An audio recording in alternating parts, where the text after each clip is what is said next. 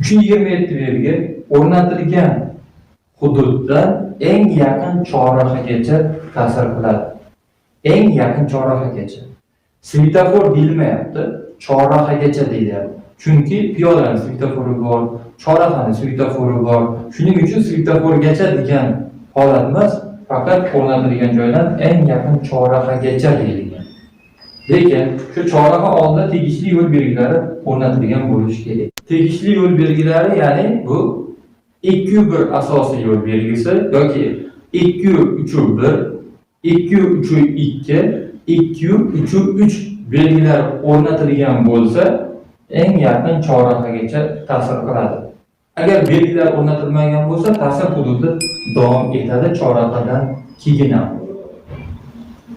Keyingi holatda o'rnatilgan hududdan, ya'ni 327 belgisi o'rnatilgan hududdan aholi punktining oxirigacha ta'sir davom etishi mumkin.